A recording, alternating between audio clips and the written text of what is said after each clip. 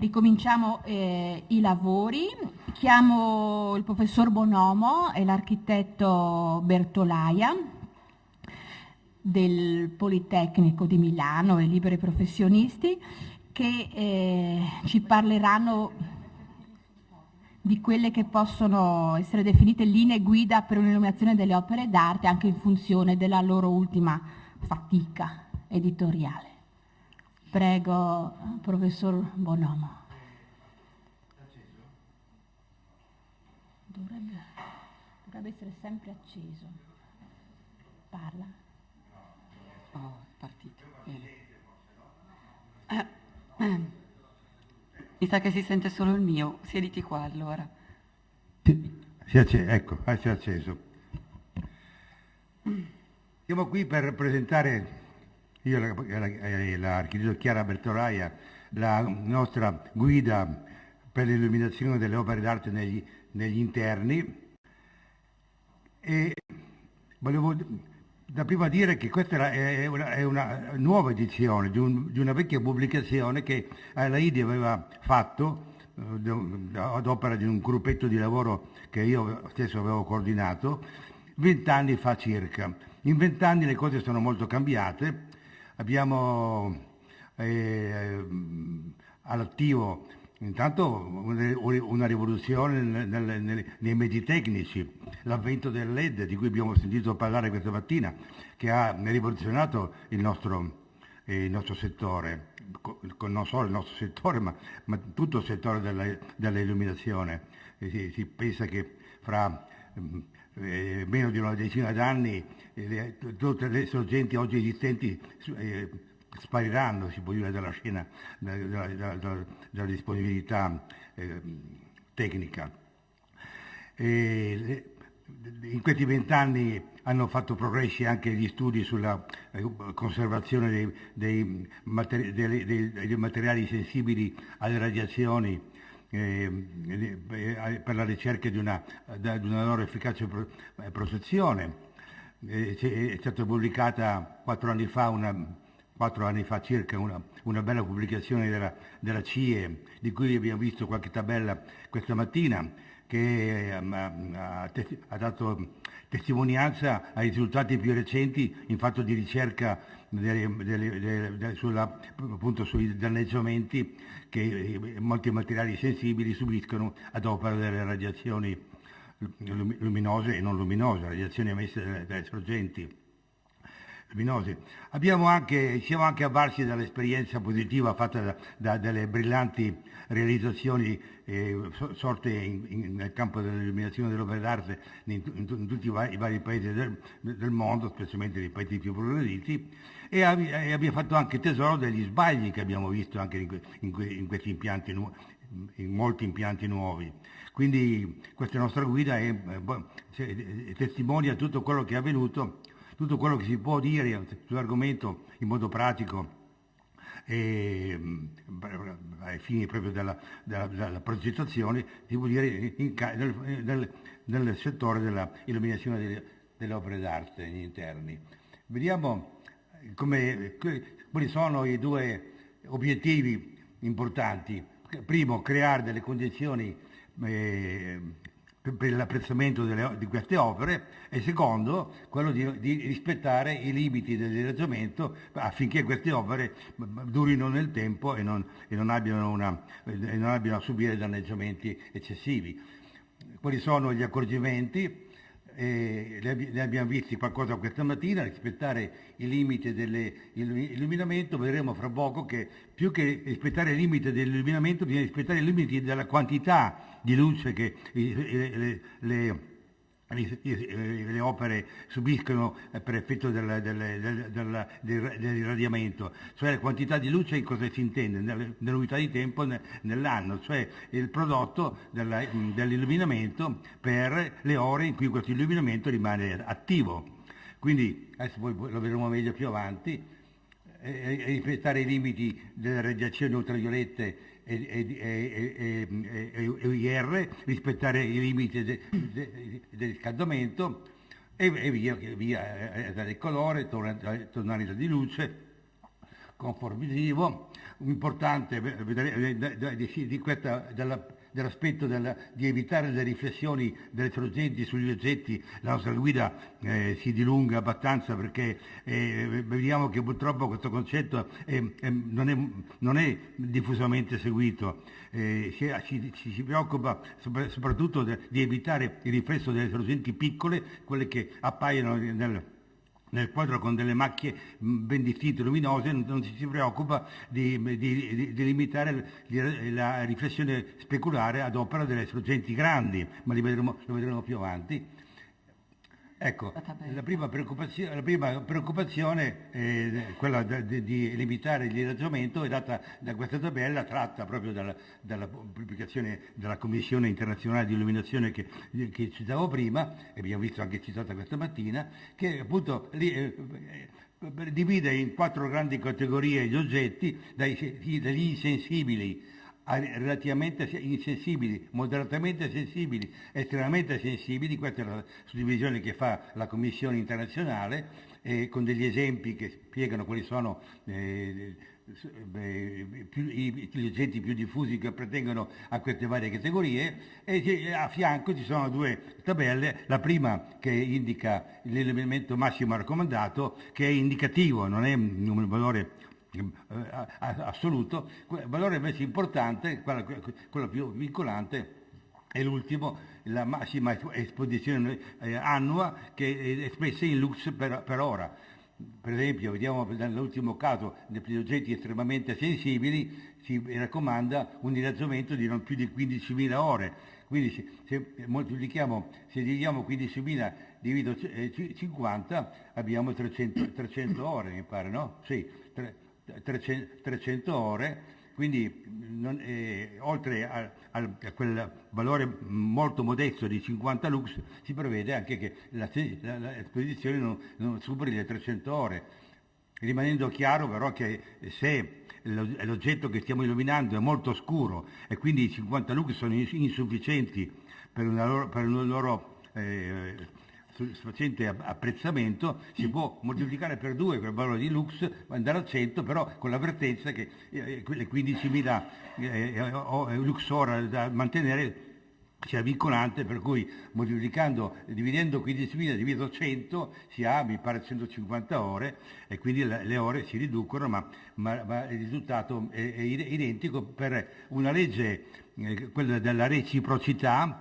che pare che sia una legge che sotto profilo sperimentale si è manifestata esatta, cioè aumentando il livello di luce bisogna diminuire in maniera corrispondente le ore di esposizione. Per la scelta delle sorgenti, ecco il perché il LED uno dei motivi per cui il LED si è imposto in maniera autorevole nel campo dell'illuminazione delle opere d'arte. Ecco, basta vedere il contenuto delle radiazioni UV, che nel caso dei LED è inferiore ai 5 milliwatt per lumen, che sono indicati come il limite che ci rassicura una buona durata, una soddisfacente durata degli oggetti, di tutti gli oggetti anche più sensibili alle radiazioni. Mentre invece, se vediamo gli altri, vediamo la luce diurna con i suoi 400-1500 UV, dipende dall'ora in cui si misura, l'incandescenza. Anche le alogene, quelle chiamate anti-UV, nei listini, vediamo che hanno un contenuto, si chiamano UV stop, hanno un contenuto di UV che non è trascurabile. Quindi ecco, questo è uno dei motivi, insieme agli altri che tutti noi conosciamo. Vediamo. Ecco, sulla riflessione delle sorgenti sugli oggetti, di cui appunto dicevo che il nostro libro si dilunga spiegando bene esattamente quali sono le avvertenze che si devono seguire per evitarle, queste riflessioni. Qui si vede una riflessione in una delle pinacoteche più importanti d'Italia, a Milano. Tutti vivono tranquilli, nessuno fa la minima obiezione, ma quello che si vede è questo spettacolo qui, è dovuto, vediamo, c'è anche la spiegazione, ecco, no. Questo è un altro, sempre a Milano, questo è è un dipinto in questa sala che è illuminata in modo indiretto, cioè c'è il soffitto che viene illuminato e il soffitto è lui che illumina le opere. La parte alta di questo dipinto è tutto offuscata dalla riflessione speculare, che non è puntiforme, è grande come è grande la superficie che illumina, illuminante, che è il plafone. Puoi tenere l'oscico ancora? Sì, volevo dire che questo risultato non è conosciuto, non turba nessuno. La gente si è abituata a vedere i quadri con la parte, nel caso delle sale illuminate in modo indiretto, ce n'è anche a Firenze, alla Galleria degli Uffizi, quadri illuminati in questo modo. La parte alta del quadro è tutto offuscata dalla luce, nessuno fa la minima obiezione, va tutto bene così, però il quadro per una larga parte è poco apprezzabile, non si vede. Questo è uno dei rari esempi di luce diurna, opportunamente filtrata e così via, ma disposta molto ravvicinata ai dipinti, quindi nella zona che non dà luogo a riflessi speculari. Per cui qui si utilizza la luce diurna, ma la posizione idonea di questi lucernari fa sì che i quadri siano molto ben illuminati, senza riflessioni di nessun genere. Questo è un esempio che ho voluto citare perché è un esempio che ci testimonia il problema che era in fondo a quell'elenco che abbiamo visto poco prima. Cioè, in fondo a quell'elenco si raccomandava di illuminare in modo che il campo visivo sia abbastanza uniformemente luminoso, cioè l'occhio abbia nel campo visivo delle luminanze, delle luminosità, diciamo così, per dirlo in parole povere, non troppo dissimili fra loro, preferibilmente in cui i quadri siano i protagonisti del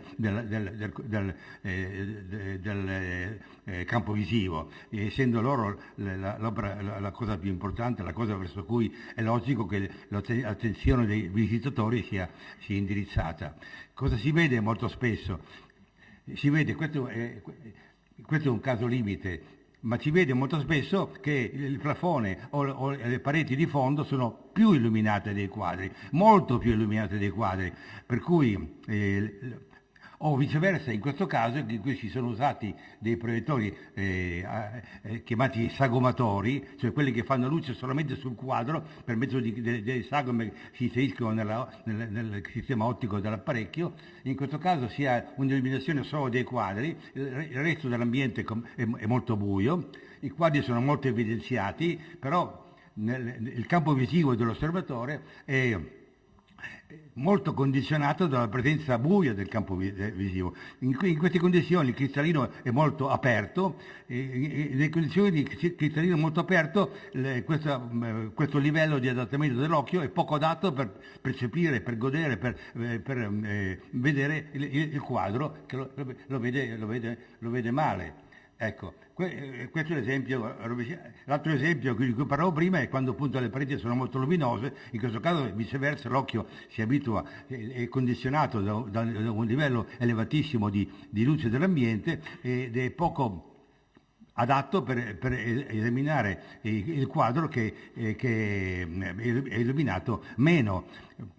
Questo secondo aspetto è meno importante di questo primo. In questo caso si ha proprio una situazione di discomfort notevole, perché l'occhio, se si susseguono 2 o 3 saloni di questo genere, l'occhio si stanca e dà luogo a notevole discomfort. Ce n'è un'altra? Credo di no. No. Ecco, volevo dire che per chiudere, adesso seguirà una relazione più approfondita della mia, da parte dell'architetto Bertolaia. Volevo dire che il libro è molto pragmatico, molto pratico, dà degli insegnamenti basilari per chi dovrà occuparsi di questa tematica, non solo, ma anche di chi ha in mano queste esposizioni, questi musei, come come sovrintendente o comunque come gente che se ne occupa responsabilmente. Il libro è espresso in termini molto abbastanza semplici, quindi non è solo per specialisti, anche per specialisti, e soprattutto che le figure non sono messe come documentazione di tipo generico, ma ogni figura ha un proprio ruolo ed è richiamata in un certo punto, per cui ogni figura dimostra praticamente l'avvertenza di cui si parla nel testo, per cui le figure sono hanno tutte una spiegazione molto precisa, una destinazione, uno scopo e un obiettivo che è quello di chiarire il dettato della guida. Noi come estensori di questa guida non possiamo che essere grati alla IDI che ci ha dato questo incarico, sia pure con una responsabilità non da poco nel caso di pubblicare un libro così impegnativo anche sotto il profilo grafico, quindi editoriale, e siamo grati anche a tutti coloro che ci hanno dato le fotografie che desideravamo inserire per spiegare certi aspetti del nostro dettato, e che ci erano forniti con enorme disponibilità e gentilezza, per cui ringraziamo anche in questa sede la loro generosità. Ecco, vi ringrazio. Prima di dare la parola all'architetto Bertolaia, chiedo magari al tecnico se può abbassare un po' le luci. Buongiorno a tutti. Come avrete capito da quello che l'ingegner Bonomo vi ha detto, questo libro non è un libro autocelebrativo in nessun senso, è un libro che vuole essere proprio uno strumento pratico e molto molto pratico, quasi terra terra, quindi in un certo senso anche forse poco tecnico per i tecnici veri, però vi dà tutte le informazioni fondamentali e sostanziali affinché ci si possa muovere nel campo dell'illuminazione delle opere d'arte negli interni in maniera abbastanza consapevole. Questo vuol dire che, visto che in una progettazione della luce di un'esposizione di un'esposizione di opere d'arte sono tanti i protagonisti che entrano e devono collaborare per una progettazione ben fatta, da chi si occupa, appunto, il curatore della mostra, chi si occupa proprio solo fisicamente dell'esposizione, quindi del layout delle sale, e poi l'illuminazione. Devono tutti collaborare insieme ed è giusto che parlino la stessa lingua, che capiscano quali sono i problemi che insorgono quando bisogna illuminare le opere d'arte e che cosa si può fare proprio per risolvere e per gestire questi problemi. Uno degli elementi su cui l'ingegnere si è soffermato è proprio quella della riflessione non voluta, diciamo, delle sorgenti sulla superficie dei quadri. I quadri, come ben sapete, sono per la maggior parte rivestiti o protetti da lastre di vetro. Queste lastre tendono a rendere la superficie del quadro in parte lucida o comunque semilucida, semispeculare. Si comportano un po' come quasi degli specchi, non sono degli specchi veri e propri, ma sì. Quindi che cosa vuol dire? Vuol dire che quando noi ci mettiamo di fronte ad uno specchio, noi non vediamo solo noi stessi, vediamo anche tutto quello che si trova alle nostre spalle. Tutto quello che si trova appunto alle nostre spalle è un volume molto grande, che è il volume d'offesa, cioè uno spazio fisico all'interno del quale, se vi sono delle sorgenti luminose che indirizzano luce direttamente verso questa superficie che stiamo osservando, si rifletteranno immancabilmente sulla superficie del quadro, rendendo impossibile o comunque in maniera non confortevole la visione dei dettagli del quadro stesso. Quello che voi vedete disegnato in questa tavola è appunto questo volume d'offesa per questo osservatore, sia posto al centro del quadro sia posto ai lati, che ovviamente, essendo un volume, va disegnato e definito sia in pianta che in sezione, se no non sarebbe un volume. ed è tutta questa parte rossa. Se io posizionassi delle sorgenti in questo spazio che mandano luce su questo quadro, io non riuscirei a vederlo se questo quadro fosse lucido, comunque protetto da un vetro che lo rende più o meno lucido. Essendo appunto un volume qualcosa di molto grande, in questo, su qui non so se si fa, forse devo farlo far partire dal tecnico perché non credo che è un video. Grazie. Se lo vedete è un oggetto molto grande, per quel quadro tutto quello spazio rosso è proibito per posizionare apparecchi di illuminazione. Quindi vuol dire che anche la volta, se fosse molto luminosa, tutta la parte che voi vedete adesso selezionata in rosso si rifletterebbe sul quadro. Questo non vuol dire che la volta non va illuminata, questo è una sala di una pinacoteca, quindi uno spazio architettonico molto importante che ha senso che sia illuminata anche come opera d'arte la struttura. Quindi si può illuminare il soffitto, ma la quantità di luce che arriva dal soffitto sull'opera deve essere minima in rapporto a quella che invece va direttamente sulla superficie del quadro da sorgenti posizionate al di fuori di questo spazio.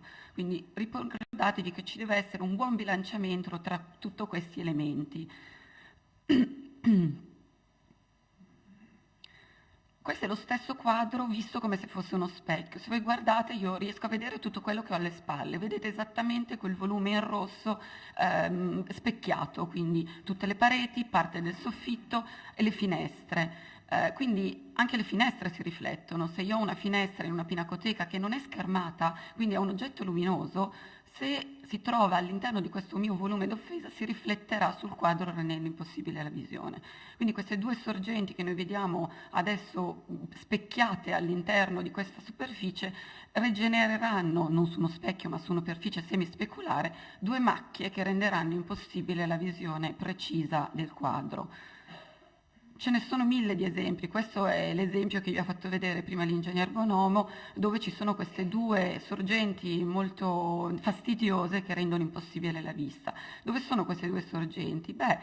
Sono le due che vedete in questo disegno, sono la sorgente C e la sorgente B, di cui voi vedete l'immagine speculare, specchiata ovviamente rispetto alla superficie del quadro, disegnata in questa maniera. Se noi tracciamo una retta che unisce questa immagine speculare con l'occhio dell'osservatore, vedrete che questa retta passa all'interno della superficie dell'oggetto che lui sta osservando e proprio in questo punto dove si incrocia questa retta con la superficie si creano queste macchie luminose che avete visto precedentemente. Questo vuol dire che quelle due sorgenti posizionate in quella posizione non sono assolutamente idonee alla illuminazione corretta di questa superficie.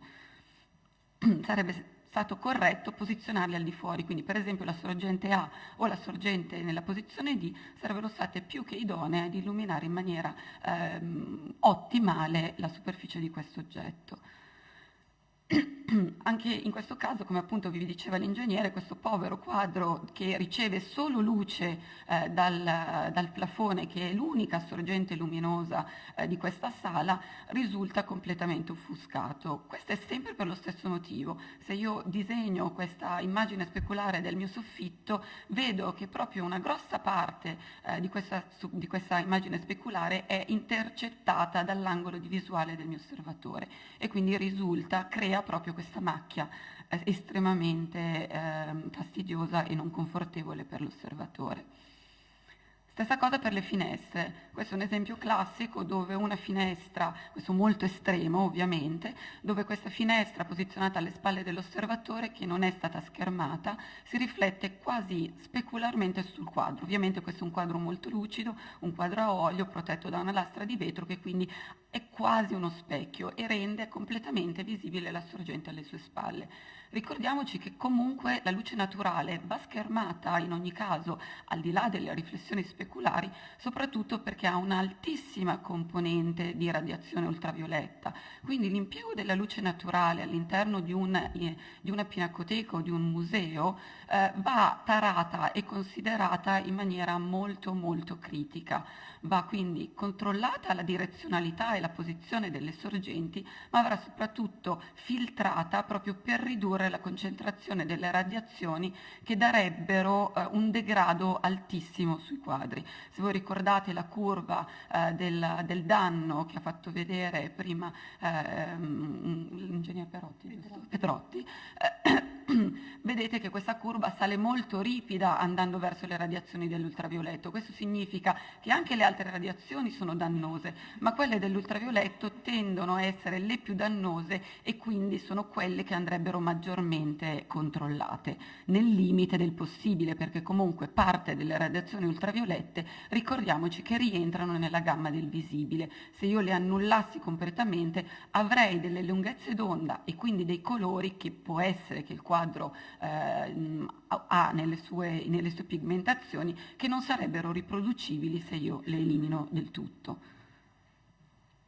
Altra importanza è ovviamente il rilievo degli oggetti tridimensionali. Non si illuminano solo oggetti piatti, le opere d'arte molte opere d'arte sono tridimensionali, quindi la direzionalità della luce è importantissima. Se io appiattisco l'oggetto e non lo metto in evidenza, creerò un oggetto piatto. Avete visto l'esempio della statua in marmo, dove non si percepiva quasi la possibilità di rendere quasi materico, quasi una pelle, la superficie del marmo. Questo è importante, la direzionalità è importantissima e va studiata. Lo sanno benissimo i fotografi. Quando fotografano tendono a costruire dei campi molto concentrati di luce, una direzionalità molto, molto spinta, proprio perché questa direzionalità permette di mettere in evidenza dettagli che se no sarebbero impossibili da vedere.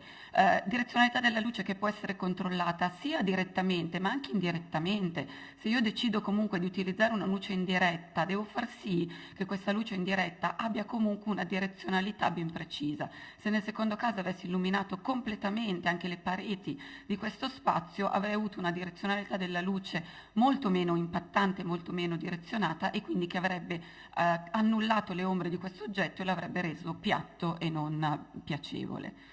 Questo è un esempio di come la luce può diventare anche, creare delle emozioni, creare un oggetto completamente diverso. Questa è una statua illuminata in maniera zenitale, dove quindi le ombre portate sono quasi esasperate, ma che danno drammaticità all'oggetto. Motivo per cui, come ripeto, quando si illuminano delle opere d'arte è importantissima la collaborazione tra chi si occupa, chi cura le esposizioni, quindi le opere d'arte, e chi deve illuminare. Ognuno faccia il suo mestiere e ognuno lo faccia bene, però con consapevolezza che ci sono difficoltà e quindi problematiche in tutti i campi. Questi sono degli esempi in cui la luce naturale è stata utilizzata.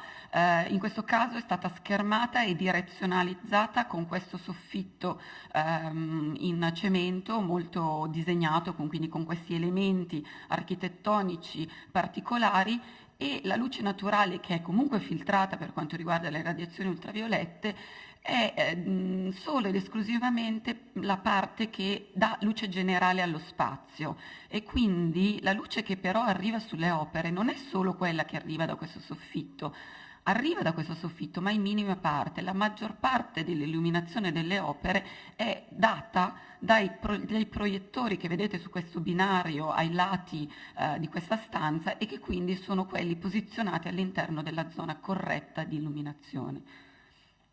Scusate, ma sono afona da ieri sera. No, grazie. È proprio la voce che è andata.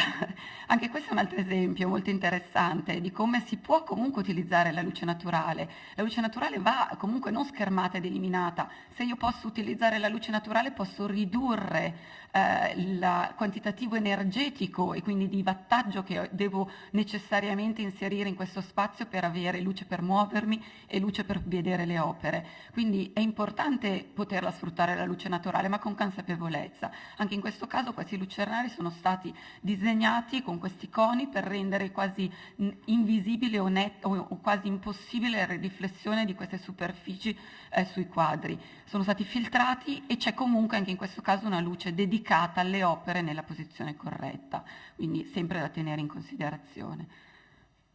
Grazie, ho quasi finito.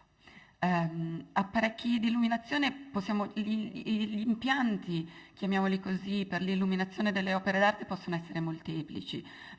Il libro ne fa vedere 1000, fa vedere schemi e dà anche esempi di realizzazioni dove gli apparecchi possono essere celati nell'arredo, come in questo caso, dove appunto l'arredo fa da dissuasore, quindi non permette di avvicinarsi e di eventualmente rovinare l'opera, e nello stesso tempo le illumina da posizione corretta.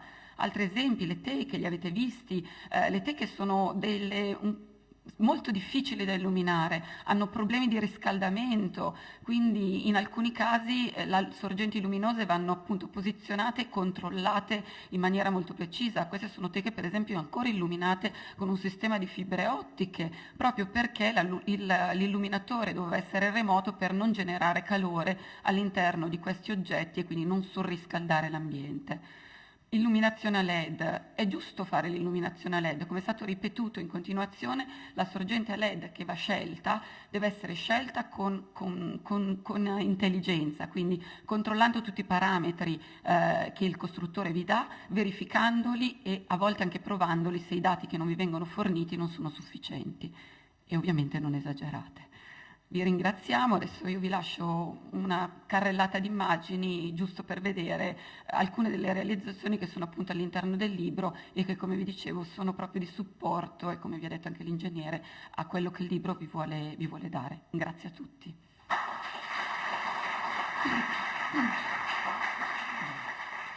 Direi che posso anche andare, sì, lasci guardare.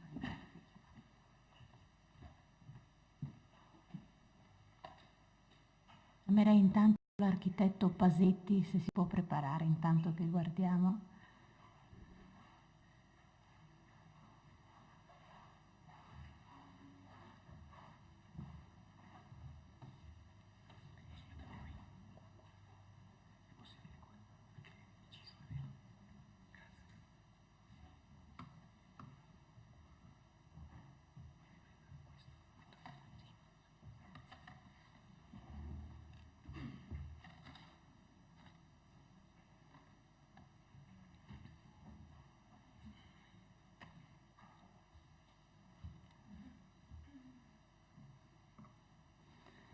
Ok, ringraziamo il professor Bonomo e l'architetto Bertolaia.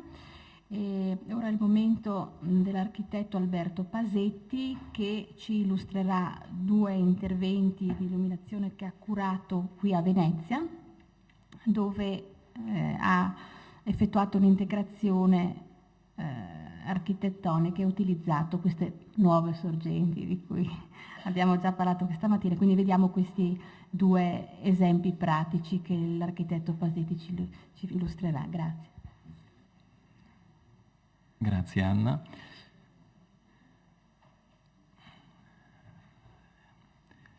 Avete visto prima come durante l'esposizione e la carrellata delle immagini avviene questa forma di rispetto e di silenzio nei confronti dell'arte, nel senso che una delle particolarità dei musei è che quando si entra, me lo son chiesto in America, me lo son chiesto in Europa, me lo son chiesto un po' ovunque, c'è silenzio. Ed è un silenzio simile a quello che può avvenire nell'ingresso di un luogo di culto, come in una chiesa, è un silenzio che in qualche modo conferma un profondo rispetto che si instaura tra il visitatore e il luogo di visita.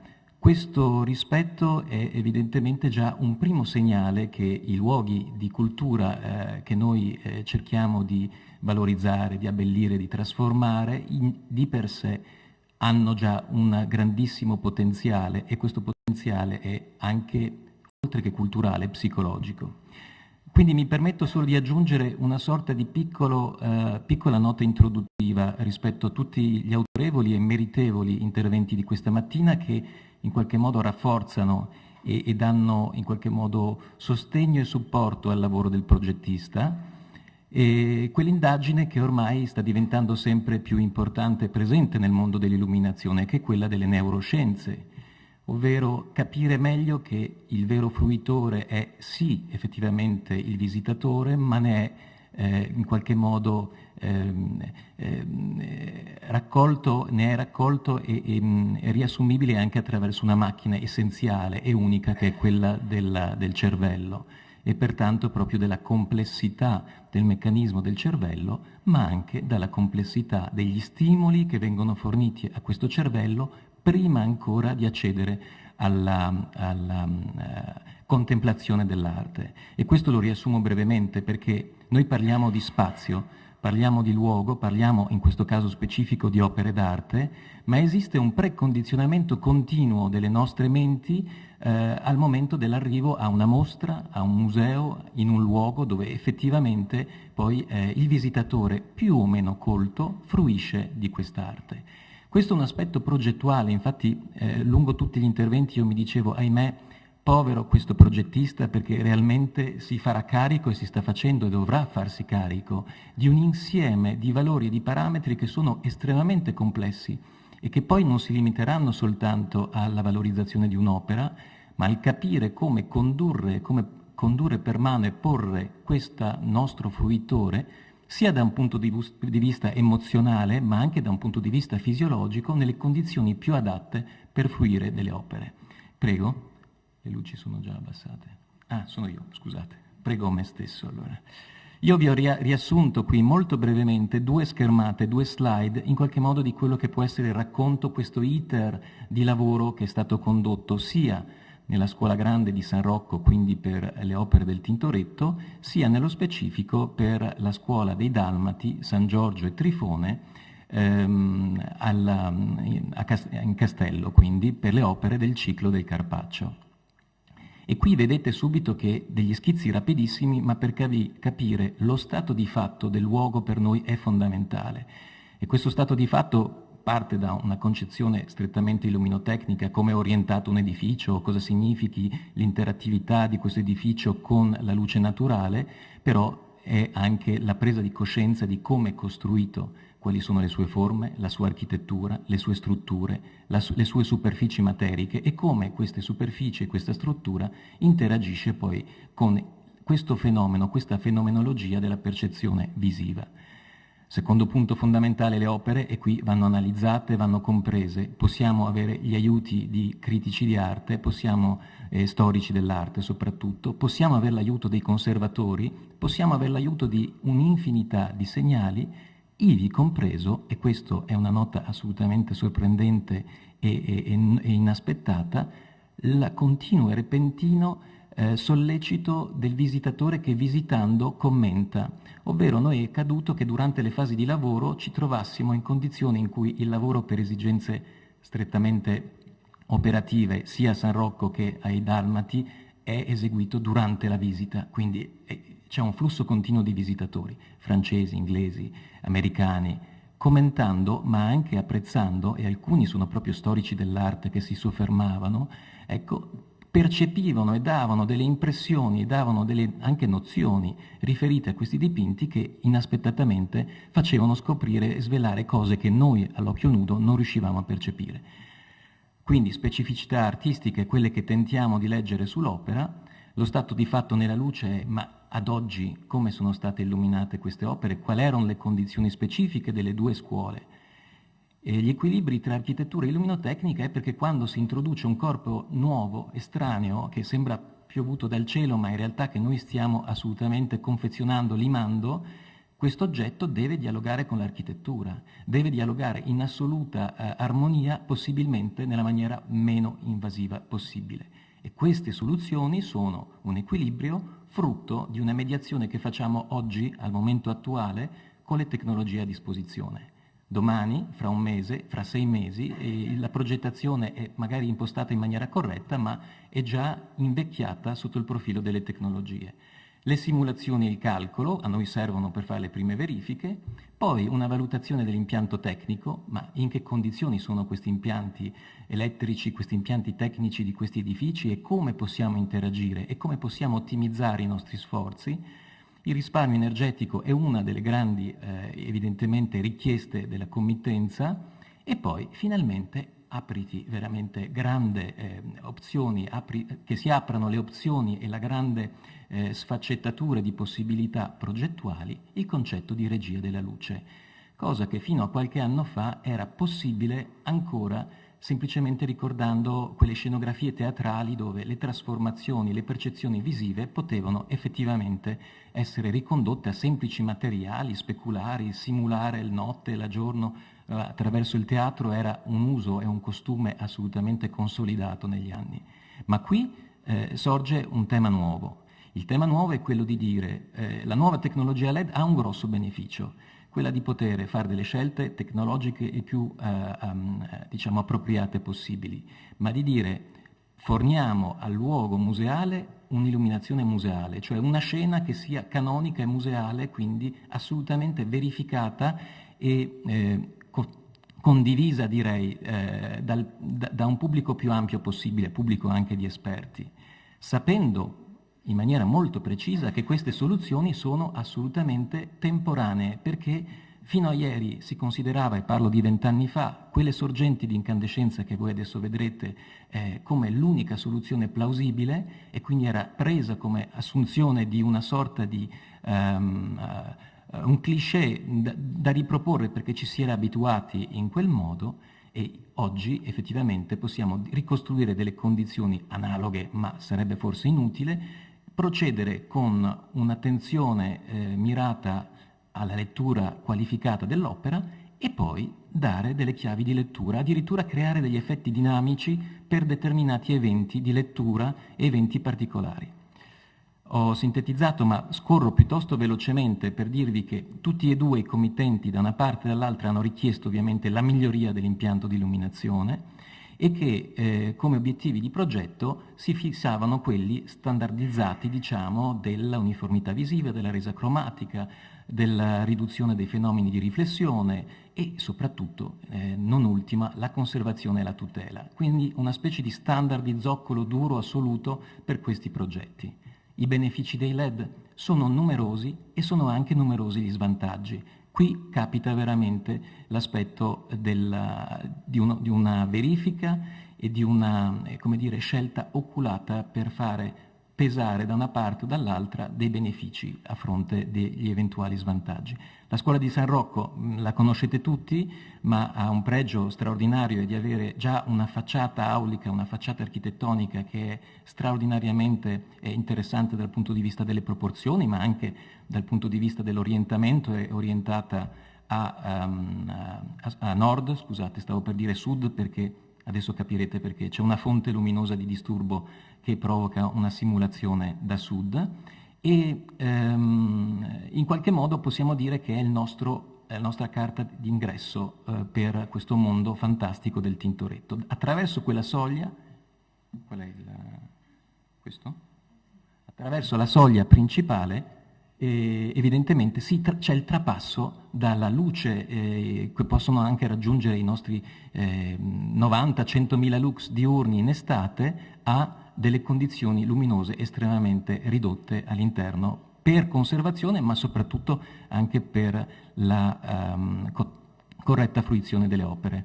Nel tempo queste sale sono state, e la sala terrena, oggetto dell'intervento, è stata in qualche modo rimanipolata dal punto di vista illuminotecnico con soluzioni prima a padellone chiamato anche braciere, scusate, che vedete qui in alto. Sono dei bracieri che riprendono la forma dei bracieri, ovvero paraboloidi, che sono al piano sopra, nella sala capitolare, voluti da Mariano Fortuny e quindi all'inizio del secolo, tuttora mantenuti al piano superiore, e poi successivamente negli anni, dopo gli anni 85, credo 87, un'installazione semplice, pulita, ma effettivamente efficace. Già vedete i risultati di grandi aloni di riflessioni sulle opere a fronte di, qui in questo caso comunque l'impianto forse era anche spento, ma a fronte di una riduzione degli elementi. L'architettura, la pianta, le proporzioni, le colonne, la disposizione di questi vincoli architettonici, punti nodali e fondamentali per poter capire in seguito come agire. Le opere sono straordinarie, anche di straordinaria dimensione, dall'Annunciazione, l'Adorazione dei Magi, la Fuga in Egitto, la Strage degli Innocenti, le due Marie, la Circoncisione e infine l'Assunzione della Vergine. Le specificità artistiche sono state adesso in qualche modo riassunte, ma non perché è esaustivo di tutto il ciclo, ma da un esempio che è quello dell'adorazione dei magi, dove peraltro abbiamo intanto individuato quelle sono delle campiture cosiddette scure, delle campiture che non manca la scritta sotto perché è saltata, ma si tratta quindi delle campiture definite come poco leggibili.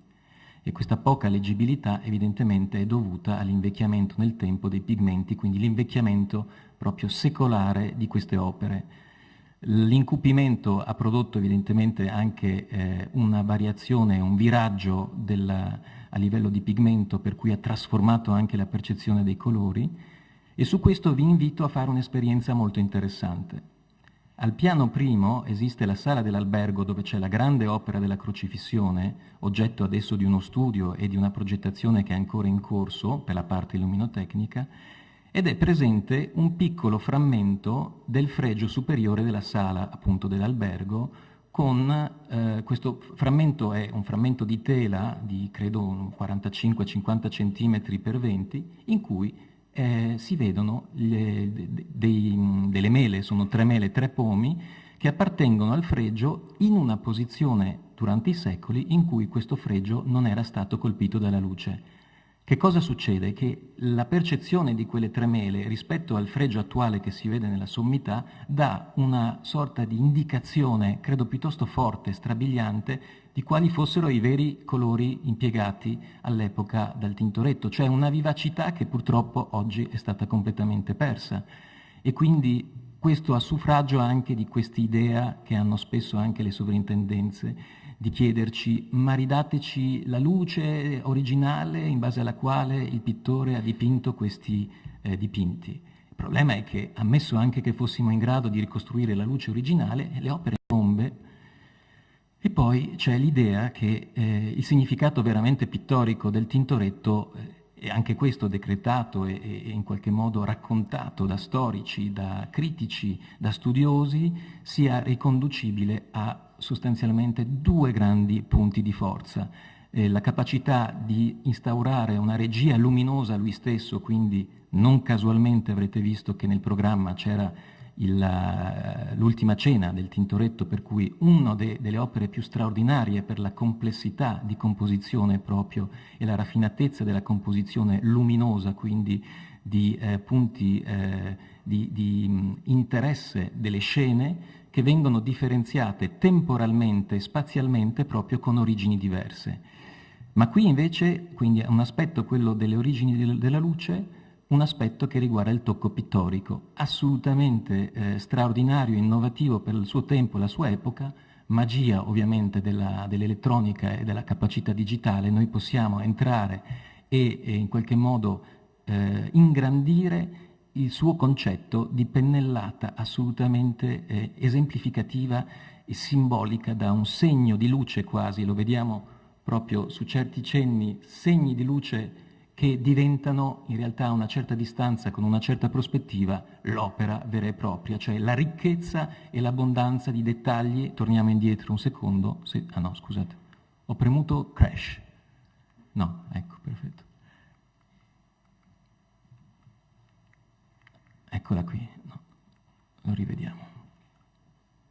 Per cui l'idea anche che un semplice dettaglio è una pennellata, ed è una pennellata, potremmo dire, cromatica sicuramente, ma è una pennellata di luce, è una pennellata come se a un certo punto vedessimo il fantasma adesso da vicino, in realtà si ricostruisce una percezione che è di un'armonia straordinaria quando inserita a livello prospettico dentro la sala.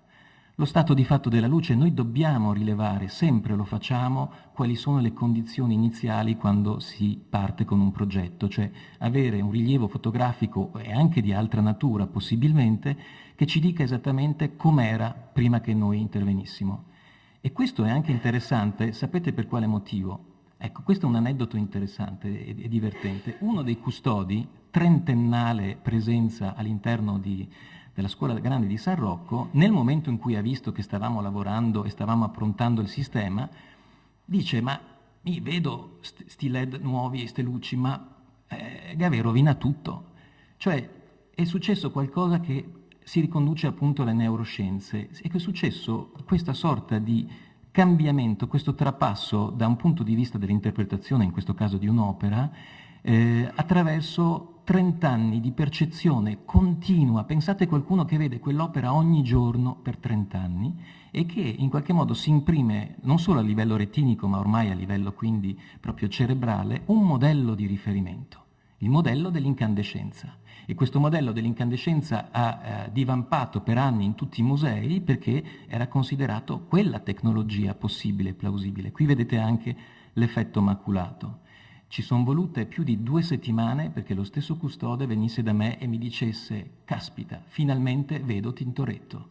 E per me è stata una delle più grandi soddisfazioni perché non potevo avere uno spettatore, un referente più, non dico attendibile, ma più specifico di qualcuno che rimaneva ad osservare un'opera per più di 30 anni. Queste sono sempre ovviamente le immagini di queste condizioni, come vedete, pre-intervento, peraltro quindi con lampade ad incandescenza. Noi poi ricostruiamo il modello, cerchiamo di avere dei punti di riferimento più precisi possibili dopo per avere lo spazio, diciamo, in cui muoverci e mettere appunto in atto questi suggerimenti, questi consigli che sono stati preziosamente presentati negli anni già dal professor Bonomo, ma di molti anche altri studiosi, e esemplificati oggi attraverso un libro, ma sono tanti anni che lui con i suoi collaboratori perseguono, diciamo, queste finalità, per cui ne abbiamo fatto tesoro tanto tempo fa e finalmente qui abbiamo uno quadro d'insieme in cui vedete le prime simulazioni a sinistra, simulazioni che non servivano per convincere il committente, per dirgli siamo bravi, avete visto come stiamo illuminando il Tintoretto, assolutamente. Sono delle simulazioni per far capire dove, effettivamente posizionando questi corpi illuminanti in maniera vincolata rispetto alle colonne, perché non potevamo muovere neanche la posizione planimetrica, diciamo, di questi punti di illuminazione, ecco che fondamentalmente possiamo capire almeno la quantità di flusso che poteva raggiungere queste superfici. Quindi puramente una verifica in questo caso di monte energia che era direzionata. Poi un disegno che segue, che è quello di un'elaborazione. In questo caso quindi questo progetto è stato condotto in collaborazione con Osram e ha voluto prendere lo spunto da degli apparecchi che erano gentilmente concessi appunto dalla Osram per inserirsi nell'architettura della sala terrena. Questo corpo illuminante è poi successivamente chiamato Batwing perché effettivamente ricorderà le ali di un pipistrello visto da sotto, cosa che ovviamente rimanendo appeso ci sembrava anche abbastanza adatto, e poi le prime verifiche. Ma ancora una volta le verifiche illuminotecniche per noi non sono il momento esaustivo in cui noi decretiamo questa è la soluzione corretta e giusta, è per capire se stiamo superando i valori ammissibili per le finalità di tutela e di conservazione. E questo è un altro punto molto importante perché il mondo LED nei tanti benefici che abbiamo ci consente di ritarare, cioè di ricalibrare, di rientrare nuovamente nel concetto di regia per poi riaggiornare questi singoli. Avete visto che c'è una nuvola di punti su questi apparecchi, per cui riuscire a... No, sono indietro forse. Allora c'è una slide bianca.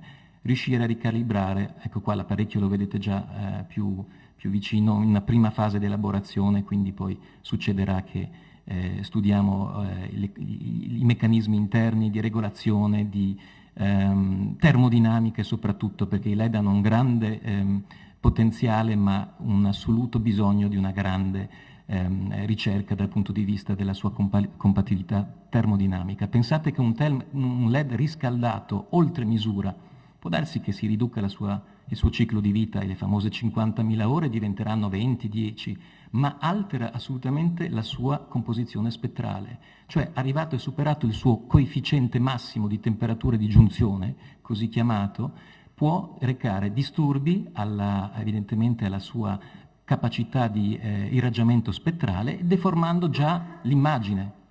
Queste sono immagini della prototipazione, prima prototipazione di un unico oggetto e poi in serie praticamente da 20 pezzi per le 5 colonne, per cui doppio, un elemento binato per ogni singola colonna. Vedete alla destra la colonna con proprio la scafalatura, l'impalcatura per il primo montaggio, e qui, anche qui, grande sorpresa, iniziamo la prima prova di illuminazione. Quel signore che vedete sotto è il nostro committente che controlla con rigore e con uno sguardo anche un po' titubante una situazione che non piaceva evidentemente né a noi né a lui. Cioè, nonostante tentassimo di scendere il più possibile per evitare effetti di riflessioni, ecco che subentra un fattore inaspettato. L'ottica specifica di questo apparecchio, che proietta la luce con una certa direzionalità, emette un bagliore, cioè una luminanza indipendente dalla sua direzione di propagazione. Cosa succede? È che evidentemente questa luminanza genera riflessione su quella porzione bassa, l'avete vista qui, e quindi ancora una volta problema perché non riusciamo a risolvere. Allora qualcuno ci potrebbe dire abbassatevi ancora di più, così se andate proprio nel basso non avrete più problemi.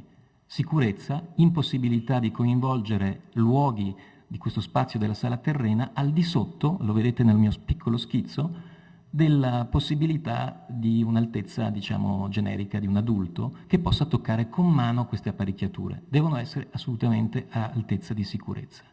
Per cui viene scelta questa soluzione di piccolo frangiluce che consente di evitare. Le due foto iniziali, la prima, scusate, iniziale, questa e questa sono prese esattamente nella stessa direzione e alla stessa altezza, e significa ciò che vede il quadro.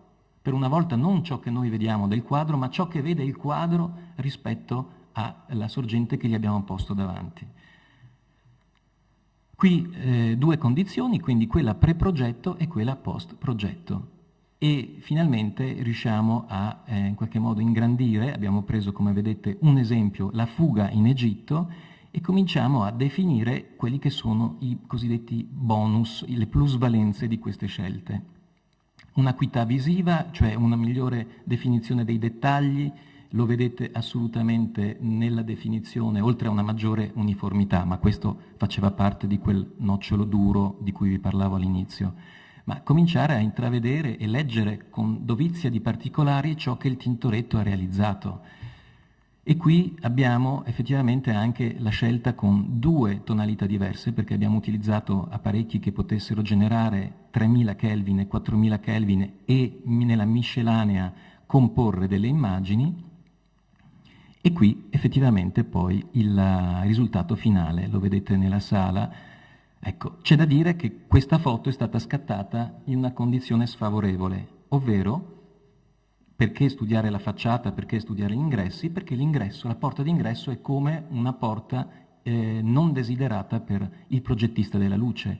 Significa far entrare i visitatori perché è fondamentale, ma far entrare una luce che è in qualche modo, oltre che nociva, probabilmente con una certa effetto di riflessione si smorzano determinate bande dello spettro, ma nociva proprio perché impedisce la contemplazione di opere più prossime alla porta. Qui invece siamo nella scuola Dalmati, San Giorgio e Trifone. Ecco, sempre partendo dal presupposto che tutti e due i committenti dicono c'è un grosso problema, le opere si vedono male e poi abbiamo una tecnologia di base che è terribilmente inadatta. Sulla destra vedete la sala quindi al piano primo e la sala nostra di intervento al piano terreno. Siamo tornati indietro però nel tempo di 80 anni. Mentre nella sala di San Rocco il Tintoretto dipingeva tra l'82 e l'87, 1582-87, 80 anni prima Carpaccio dipingeva un ciclo che in realtà era stato dipinto e tenuto nella sala al piano primo e spostato poi verso il 1950 nella sala terrena. E lui dipinge tra il 1502 e 1507, lo stesso lasso di tempo in cui avviene tra 1582 e 87, 5 minuti per San Rocco. Il tempo sta volando e quindi partiamo con una lettura addirittura storica di questo spazio, come era concepito negli anni 50-60, mentre ancora a quanto pare non c'erano elementi di illuminazione artificiale, utilizzavano la luce naturale. Questa luce naturale nociva e direzionale secondo una direzione non desiderata, non solo appiattiva, ma portava dei rischi fondamentali per la conservazione delle opere.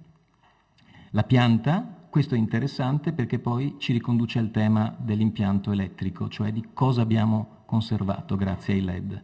Questa pianta prevede quindi 8 piantane dell'800, quindi nell'800 queste piantane sono state impostate e poi probabilmente rimosse durante il dopoguerra e reintrodotte in tempi più recenti, dalle quali un tempo probabilmente si utilizzavano, scusate, bisognerebbe vedere l'immagine dello spazio che sono dopo, un tempo si utilizzavano i candelabri, cioè le candele vere e proprie, e poi sono state posizionate semplicemente delle lampadine molto semplici.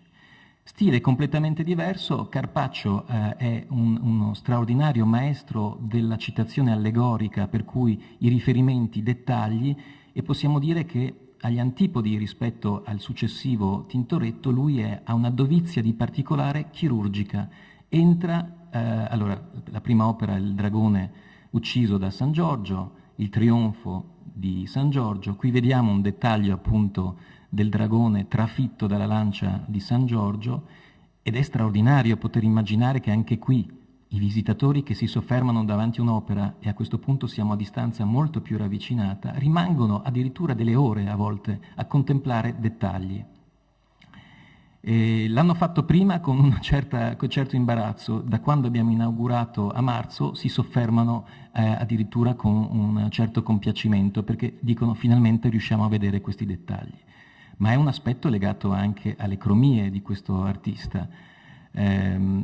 Carpaccio usa dei colori molto tenui, dei colori che in realtà sono molto diversi da quelli sgargianti di un Tintoretto successivo, però è molto preciso nelle campiture, molto preciso, con un unico problema, che nel tempo il viraggio in questo caso non le ha incupite, ma le ha ingiallite queste opere. Allora è accaduto che queste opere ingiallite, più con in qualche modo l'incorniciamento dorato delle stesse, producesse un effetto assolutamente, diciamo, alterato e irreale della percezione del ciclo. Quindi vedete la preghiera, la vocazione di Matteo, San Girolamo conduce il leone nel convento, la morte di San Girolamo, la visione di Sant'Agostino. Soffermiamoci per un attimo su questa opera, dovizia di particolari e qualcosa di straordinario.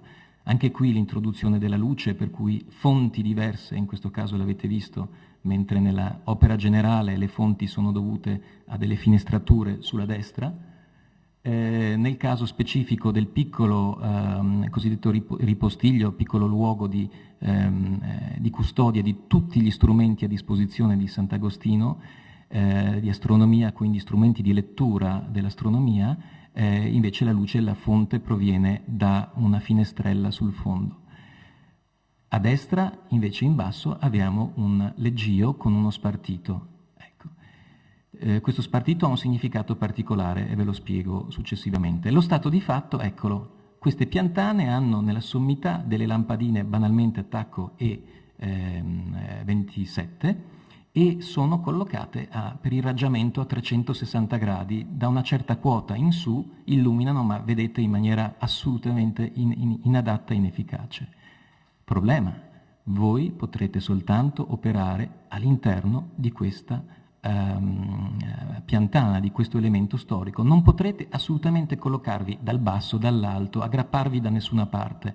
Fate in modo che questo avvenga. Parte il progetto, prima preoccupazione, ma come gestiremo noi il nostro nuovo impianto, che sarà un impianto a LED? La verifica porta alla consapevolezza che l'impianto elettrico passa dal sottosuolo, diciamo, da sotto il pavimento, e raggiunge ogni singola piantana, e con una nuova tecnologia di controllo in DMX riusciamo a recuperare esattamente lo stesso identico cavo. Quel cavo viene riutilizzato per portare alimentazione e sistema di controllo. Questa è stata una grande fortuna. Qui c'è una tavola di inquadramento e non mi dilungo in particolari, ma per farvi capire tutti gli aspetti che devono essere considerati: planimetrico in sezione, in dettaglio, l'altezza di questa piantana. Abbiamo ricostruito una piantana analoga in studio, abbiamo cominciato a fare le prove in studio ovviamente, e poi delle prime prove addirittura con apparecchi cosiddetti esistenti sul mercato, ma ci ponevano il problema di sbordare sempre con i fasci luminosi perché le ottiche standard, diciamo, sul mercato non consentivano un controllo preciso e geometrico.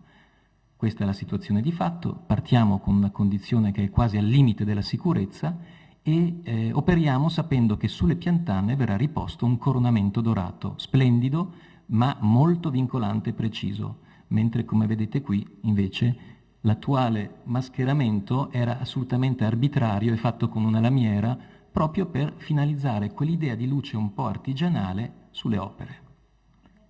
Abbiamo finito. Ho finito. Sì, sì. Eccolo qui, il coronamento, poi vado avanti, un'idea di schizzo del primo prototipo, quindi di illuminazione, che viene completamente ingegnerizzato e studiato, diventa l'idea di un'ottica piramidale che lavorerà esclusivamente sulle opere. Qui quindi ci sono le fasi di studio di prototipo e finalmente questo impianto, mantenuto tale quale, abbiamo usato lo stesso identico cavo, sostituito solo esteticamente nella parte di risalita della piantana e posizionato una centralina di controllo.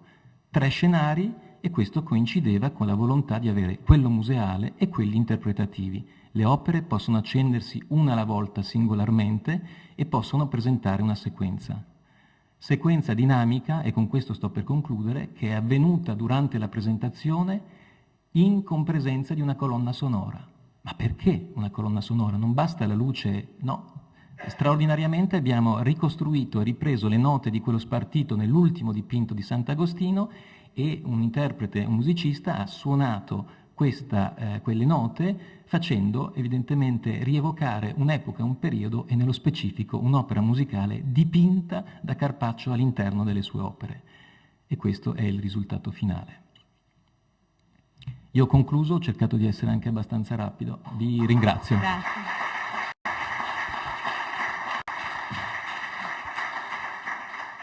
Grazie, mi scuso se ho cercato, ma è che abbiamo ancora un'ultima relazione altrettanto interessante, quindi chiamo l'architetto Alessandro Grassia, libero professionista, lighting designer di Roma, il quale anche lui ci mostrerà alcuni esempi, alcuni metodi di approccio.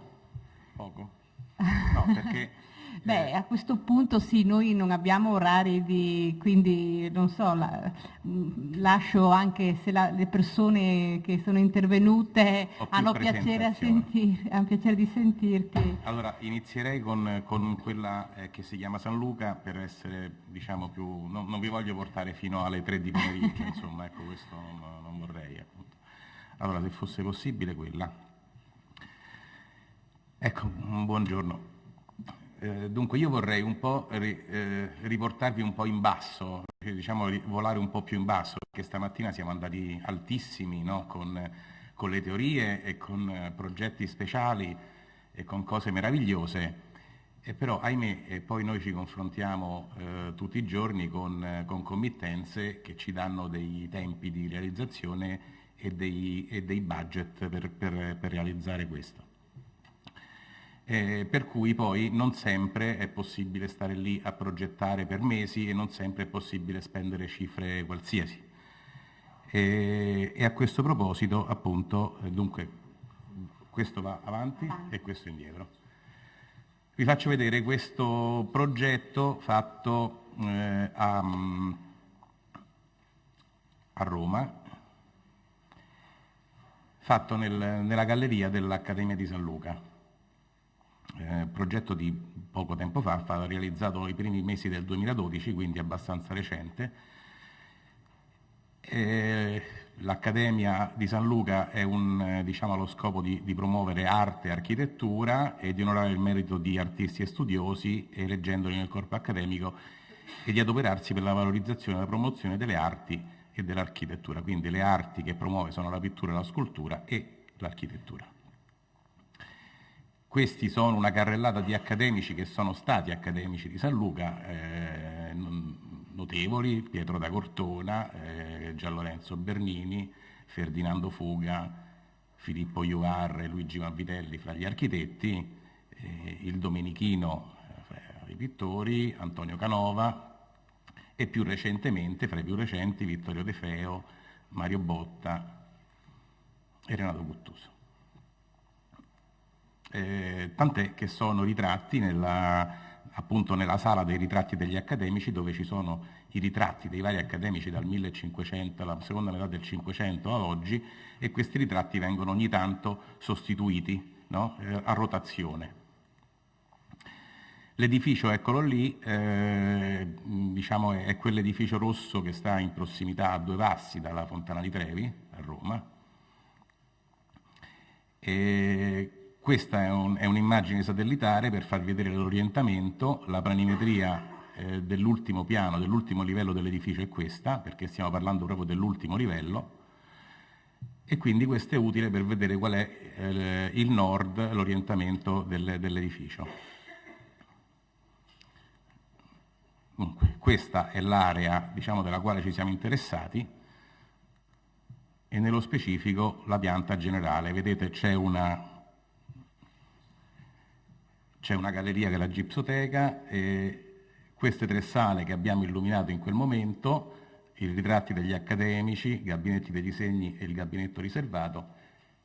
Recentemente stiamo per fare questo dei laboratori, e poi altri spazi, una per le mostre temporanee. Queste sono delle immagini che vi fanno vedere com'era l'ambiente prima. Questa è la Gipsoteca, appunto una galleria dove ci sono appunto i gessi, tutte opere degli accademici, che alcuni dei quali vi ho fatto vedere precedentemente. Questa è la sala dei ritratti, il gabinetto dei disegni, dove ci sono appunto disegni, stampe e disegni a matita o a china, e il gabinetto riservato, dove ci sono invece diciamo, opere ad olio su tela. Ecco, allora partiamo dalle note dolenti, di cui molte abbiamo visto, ma questa è veramente dolente. Allora, il vecchio impianto era realizzato in questo modo. Quelli che vedete rappresentati nelle sale sono diciamo, quei quadrati lì, quei rettangoli, sono dei controsoffitti poco ribassati dal soffitto esistente, che andavano in qualche modo a schermare un lucernario che poi è stato del tutto schermato dall'esterno, con questo controsoffitto a maglie detto carabottino, incastonato nel quale degli apparecchi per luce diffusa, vedete questi quadrati al centro, e poi un binario elettrificato perimetrale dove è segnato il rosso. Ecco, questa era la situazione precedente. Questo è il carabottino, questa è la luce generale di servizio, e questi gli apparecchi per l'illuminazione delle opere. Penso che molti di voi già li hanno riconosciuti, perché sono apparecchi abbastanza noti, tanto inopportuni che ovviamente poi chi gestisce il museo si deve fare di necessità virtù e li deve orientare fuori dal quadro superiormente, perché evidentemente poi le luminanze sono eccessive e il quadro non diventa più apprezzabile. Pertanto vengono sfruttati come luce riflessa sulle pareti. Questo è il laboratorio, vedete, dove l'apparecchio viene puntato per dar luce all'ambiente. In particolare, eccolo qui, l'apparecchio lo si vede spesso in molte attività commerciali, è un apparecchio, una lampada a ioduri metallici da 70 watt, di marca Fosnova se non vado errato, e diciamo del tutto inadatto per l'illuminazione di opere d'arte, sia dal punto di vista della sorgente, sia dal punto di vista della distribuzione che del controllo. Peraltro con sorgenti ad alogeni metallici neppure in bruciatura ceramico, per cui con l'indice di resa cromatica abbastanza modesto. Allora, il nostro progetto, appunto, vi ripeto, deve tener conto dei tempi di realizzazione e dei budget a disposizione. Quindi gli obiettivi Anzitutto sono questi che abbiamo detto anche tutta questa mattina: la conservazione delle opere esposte, la fruibilità delle sale e la riduzione degli interventi di manutenzione, principalmente. Sulla conservazione abbiamo fatto riferimento alla CIE 157 del 2004, anche alla UNI 10829 perché c'erano dei materiali non così bene descritti dalla CIE. Questa è la tabella CIE che viene pubblicata, su materiali molto sensibili, non sensibili, eccetera, eccetera. E qui io pubblico, rendendo merito a Bonomo e Bertolaia, la loro pagina, dove loro fanno questa opera di ritradurla in italiano intanto e metterla in ordine, mettendo pure quali sono le descrizioni dei materiali. Nel nostro caso abbiamo sia dipinti a olio sia stampe e disegni. Poi abbiamo utilizzato anche la 10829 perché i gessi qui non sono elencati, ma la 10829 prescrive, diciamo che più o meno li tratta come se fosse un dipinto a olio, sia in termini di quantità di illuminamento, sia in termini di tempo di esposizione. Per cui diciamo che nel nostro caso i dipinti a olio possono essere illuminati con un valore di 200 lux e per 600.000 lux ora l'anno, per cui per 3.000 ore l'anno a quel livello di illuminamento. Ugualmente le stampe, perché sono 150.000 lux ore anno diviso 50, che fa sempre 3.000 ore l'anno. Questa è la pagina del sito dell'Accademia di San Luca, che ci dice che la galleria è aperta al pubblico dal lunedì al sabato dalle 10 alle 19. Significa aperta 9 ore al giorno. Vediamo il tempo di esposizione delle opere, quindi dal lunedì al sabato approssimativamente 312 giorni l'anno, non abbiamo neanche tolto le feste eventuali, abbiamo soltanto moltiplicato 7 per 52 settimane, e dalle 10 alle 19 significa 9 ore al giorno, quindi totale 2.808 ore anno, quindi minori delle 3.000 ore anno che ci consentiva la nostra tabellina. Pertanto significa che, volendo, il nostro impianto può essere sempre acceso durante tutto il tempo dell'esposizione. E sulla buona fruibilità qui ho messo il sottotitolo, ovvero che il LED non è sempre l'unica sorgente utilizzabile, perché dipende dalle circostanze.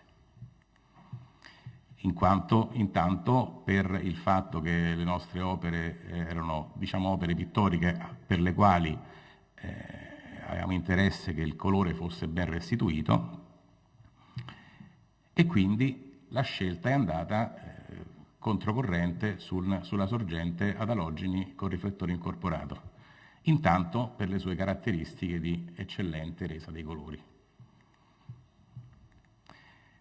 perché ci lascia un grande spazio diciamo, di flessibilità. Le 3 potenze che sono elencate, quelle diciamo standard delle Auline, e quelle vedete in blu sono di quelle diciamo, a rendimento migliorato, quindi a parità di rendimento di flusso l'assorbimento è maggiore, e poi perché abbiamo questa serie di angoli di apertura che praticamente ci consente di fare le varie combinazioni con permutazioni di angoli e potenze.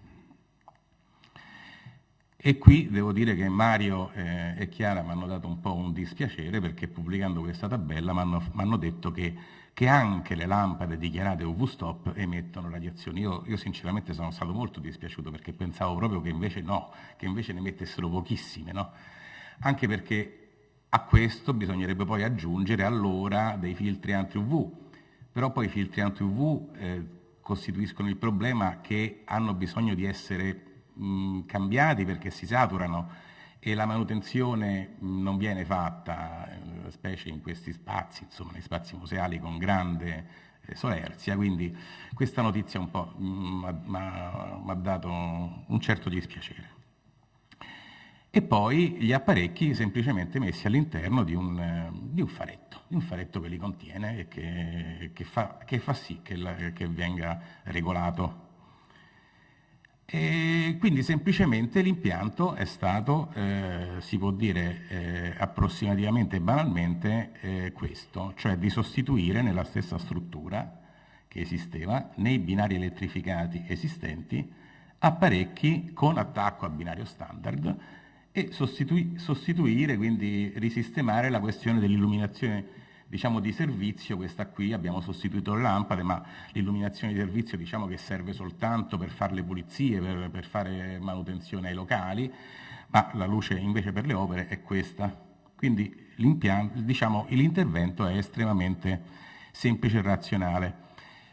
Qui le verifiche illuminotecniche le mando velocemente, perché noi diciamo normalmente le facciamo, anche se poi con l'esperienza uno potrebbe anche un po' andare un po' più veloce, perché trattandosi di ottiche, diciamo, potremmo anche limitarci a valutare così il diagramma conico per vedere insomma, se prendiamo tutta l'opera.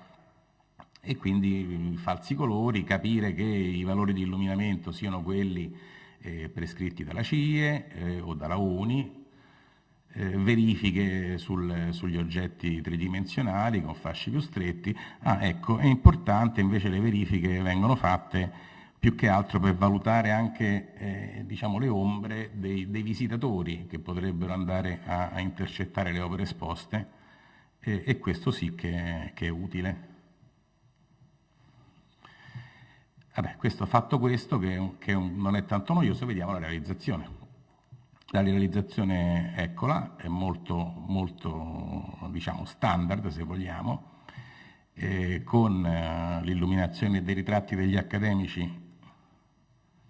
Ecco, è un po' scura, ma insomma, con degli accessori wall washer che rendono in qualche modo uniforme più o meno il flusso diciamo, la distribuzione sulle opere.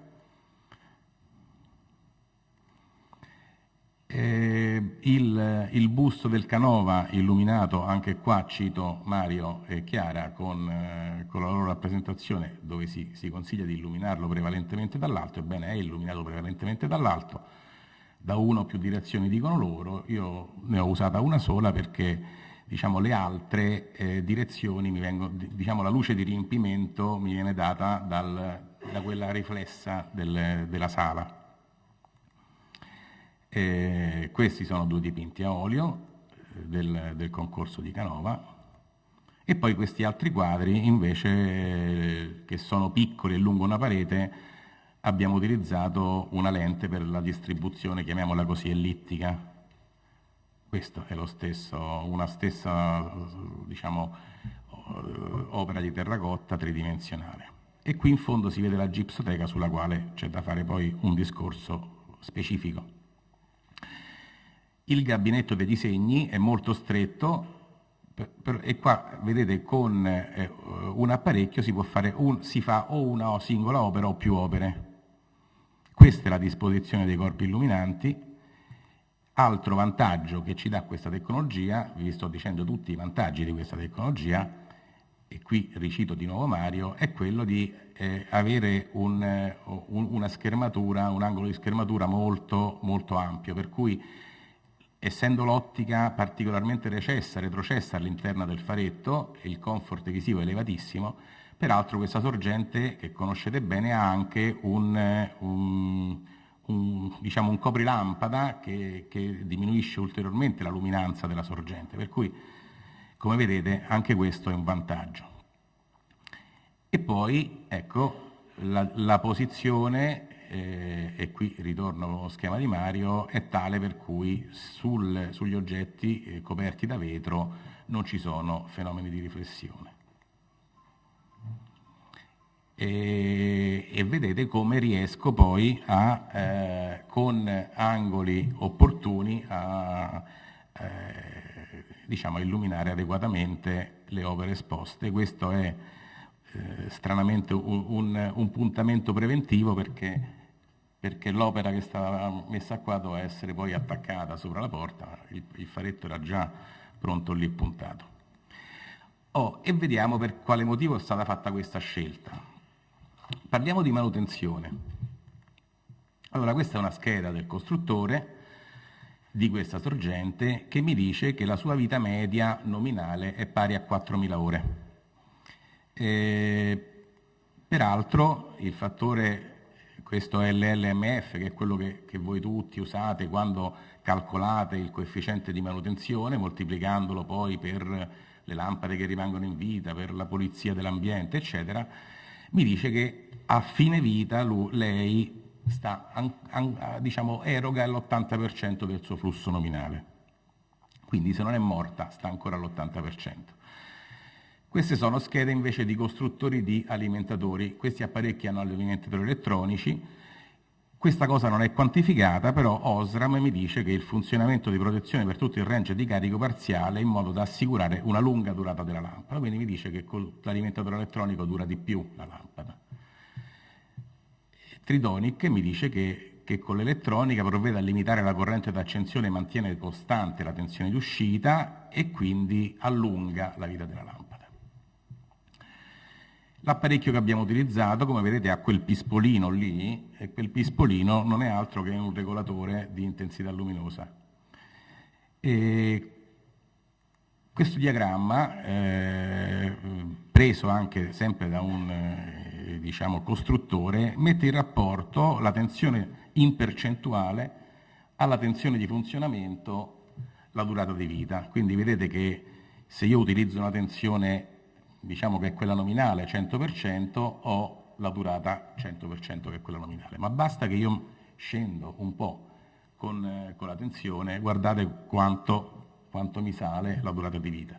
È vero che il 95% di regolazione equivale più o meno all'80% del flusso, però considerate che diventa 1,5 volte anche. Allora, sommando il fatto che il regolatore sia elettronico, che le lampade sono tutte dimmerate, perché noi siamo andati lì sul quadro con l'Uxmetro e sui disegni abbiamo regolato fino a che non siamo scesi a 50 lux e sugli oli abbiamo regolato fino a che non siamo scesi a 200 lux.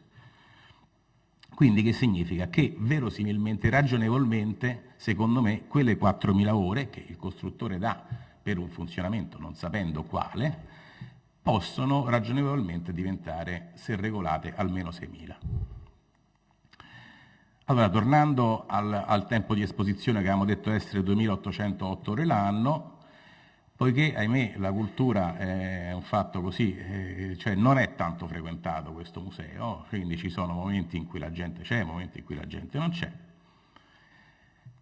abbiamo inserito un banalissimo rilevatore di presenza all'interno delle sale, che poi può anche essere forzato con un telecomando se si vuole che l'accensione sia diversa da quella e sia fissa per qualche necessità. Quindi fatto, questo sarebbe diciamo, il fenomeno. No? Normalmente è così, quando entra la persona si accende e solo quando entra la persona, questo nelle varie sale. E questo banalissimo e poco costoso accorgimento fa sì che, diciamo, da misurazioni fatte lì, che nelle sale il tempo di accensione è 1/3 di quello, diciamo, di visita. Per cui significa che nelle sale la luce è accesa 936 ore l'anno. Allora, tornando alla nostra lampada, che ha una vita media, abbiamo detto, stimabile in 6.000 ore, per accesa 936 ore l'anno, significa che il nostro impianto sta lì buono 6 anni,4. E, come si dice a Roma, ci si può stare. Insomma, mi sembra una cosa, no? E non è solo questo, perché questo intervento è corredato da quest'altro dato, che il costo di installazione è stato di 8.000 euro per 8.700 euro per i corti illuminanti, 3.400 euro per la posa in opera, per un totale di 12.120 euro. E ditemi se non è importante di questi tempi un'operazione del genere, dove abbiamo salvato delle opere d'arte illuminate, non illuminate con degli lampi, con le sorgenti alogenuri metallici, quindi non visibili, le abbiamo rese visibili spendendo poco. E purtroppo, diciamo, talvolta operazioni più onerose e più raffinate non c'è modo di farle per via di mancanza di risorse. Per cui diciamo che questo, che non è sempre il LED la cosa migliore da usare, ma dipende. Un discorso sulla gipsoteca è divertente perché qui la gipsoteca è illuminata da questi lampadari. Siccome questi oggetti erano lì disegnati da Giovannoni, non potevano certo essere tolti, però vedete, diciamo, alloggiamo una sorgente luminosa secondo me inopportuna. Allora ho cercato di raccontare ai signori dell'Accademia, facendogli vedere queste slide che faccio vedere adesso. Questo è un altro lavoro nostro, che è il Museo del Palatino all'interno del Foro Romano, dove si vede, gli ho fatto vedere questa scena di questa stanza illuminata con delle sorgenti a filamento sempre, dove prevalendo nella scena il bianco, così come l'esposizione automatica del bianco della macchina fotografica, così fa il nostro occhio, quando nella scena generale prevale la luce artificiale delle sorgenti a 3000 Kelvin, quella della luce naturale ci appare bluastra. Cosa diversa nello stesso museo, aprendo le finestre, quindi dove in questa sala prevale la luce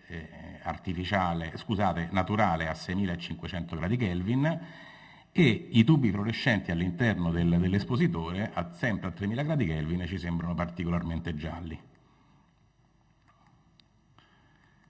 Mentre quando richiude le finestre vedete come appunto il nostro occhio va a cercarsi il punto di bianco opportuno. E allora ho cercato di spiegare questo a chi gestisce il museo, perché erano queste sorgenti che piacciono a tutti, calde a 2700 gradi Kelvin, come che le fluorescenti compatte, non integrate, integrate ovviamente, perché sono dei lampadari di vetro con l'attacco E27 normali, quindi necessariamente quello.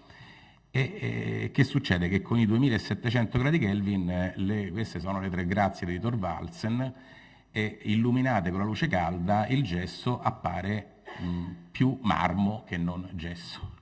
E quindi ho faticato moltissimo e sono arrivato a 5000 gradi Kelvin, perché 6500 proprio non ce l'hanno fatta a digerirla, però fino a 5000 gradi Kelvin ho messo queste sorgenti qua dentro così. E poi l'ultima nota che è l'integrazione del progetto è quello del controllo della luce naturale. Abbiamo fatto, vedete, la gipsoteca è questo corridoio, l'orientamento è sempre quello, e ha delle grandi aperture di finestra ad arco, qua 1, 2, 3, 4, dalle quali praticamente da sud-ovest entra la luce, quindi prevalentemente il pomeriggio. Abbiamo fatto queste simulazioni, questa è fatta proprio oggi, rifatta il 25/10 per voi, alle 8 di mattina, e quindi c'è questo ingresso di luce naturale, ma guardate che succede a mezzogiorno, e guardate questo alle 16. In termini di valori vi aiuta la rappresentazione a farsi i colori. Alle 8 di mattina abbiamo dei valori che sono intorno ai 400-500 lux medi, ma a mezzogiorno ci avviciniamo ai 3000, e lì dove c'è l'irraggiamento diretto attraverso le aperture delle finestre stiamo sicuramente a 3000 lux proprio sulle opere dove dovremmo stare contenuti almeno sotto i 200, e qui al sole non c'è modo di dirgli di farlo solo per 600.000 ore l'anno. E quindi abbiamo prescritto delle tende, ma semplicemente con dei tessuti che hanno caratteristiche prevalentemente di proteggere dalle radiazioni UV quasi completamente. Questa in particolare, che è bianca, trasmette il 23% e riflette il 66%, e può essere messa dentro o fuori, ma questo che sarebbe il prossimo passo da farsi all'interno. Io ci avrei un'altra cosa, non so se la posso far vedere, ma se non c'è tempo non la faccio vedere. Ecco, questa cito la frase che viene, che viene messa a prefazione del libro di Mario e di Chiara, che dice che se le opere che stanno nei musei pubblici d'Europa potessero parlare, direbbero che mai sono state bene come quando erano proprietà dei Borbone, dei Medici, degli Asburgo o dei Romanov. E non voglio fare per questo lo snob, ma dice che in quel tempo felice erano visitate da molti gentiluomini, da raffinati eruditi e non dalle masse incolte e caotiche dei giorni nostri. Erano custodite da solerti domestici e stavano quasi sempre al buio. Questa è la premessa che fa Antonio Paolucci al libro dei due autori, che mi sembrava divertente poi citare, specie dopo le slide che riguardavano la luce naturale.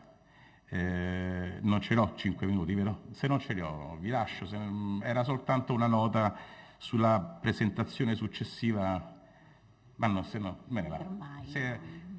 Io, a me piange il cuore. Allora era solo una nota sull'altra presentazione, se me la potete mandare, che si chiama Appendice, che era solo per dire, Appendice si chiama. Ecco, magari Quella. intanto che ti preparano, adesso dobbiamo perfezionare la cosa, ma molto probabilmente l'Istituto metterà a disposizione dell'associazione il filmato, dico bene professor Fellin, di tutta la giornata. Quindi daremo comunicazione del link su YouTube, sul sito della IDI, e quindi se volete rivedervi poi qualche pezzo magari specifico della giornata, ci sarà questa possibilità. Vi rimando comunque al sito AIDI, dove prossimamente appunto daremo indicazioni a riguardo. Un'ultima cosa,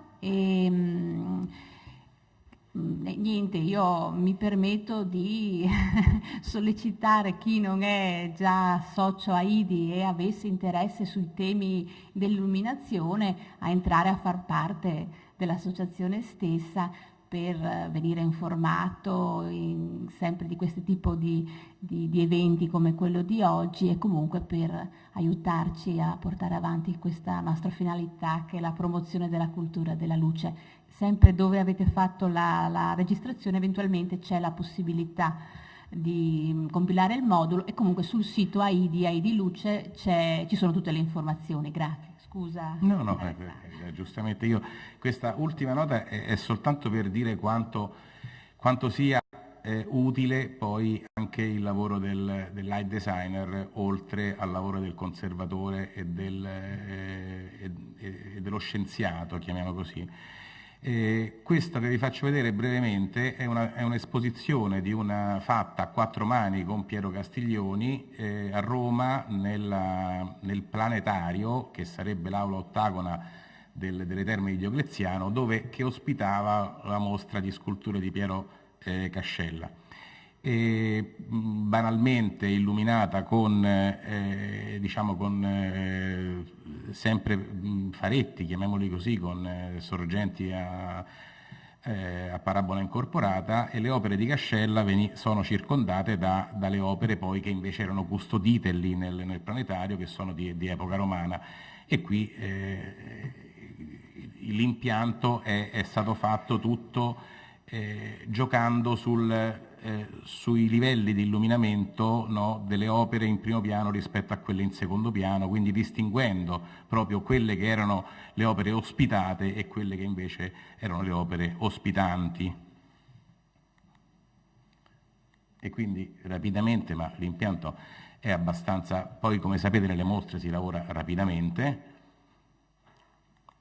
e però ecco la particolarità per la quale secondo me va detto che il lighting designer deve esserci, perché certe cose le sa lui e non le sanno altri, sono questa: nel momento in cui era richiesta una così spettacolarizzazione, chiamiamola così, che è questa, cioè che il cielo, adesso non ricordo ma come fosse intitolata la mostra, ma ha qualcosa a che vedere col cielo e con le stelle,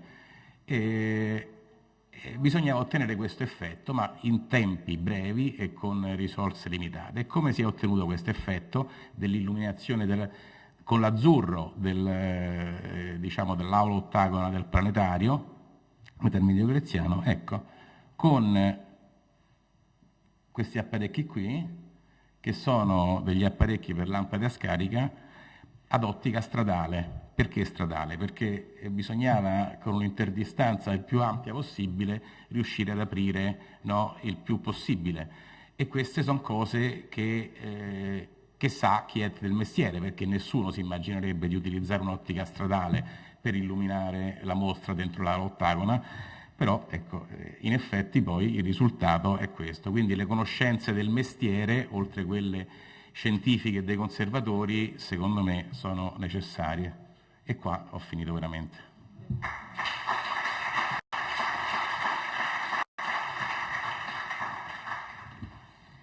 Ringrazio tutti i relatori, ringrazio specialmente tutti coloro che sono rimasti ad ascoltare finora, nella speranza che possiate aver usufruito di una mattinata interessante. Vi porgo il saluto e speriamo di organizzare presto qualcos'altro a livello locale, e comunque anche tenete d'occhio, se appunto l'argomento illuminazione vi interessa, il sito AIRI, dove sono segnalati tutti questi eventi a livello nazionale e internazionale. Grazie, arrivederci a tutti.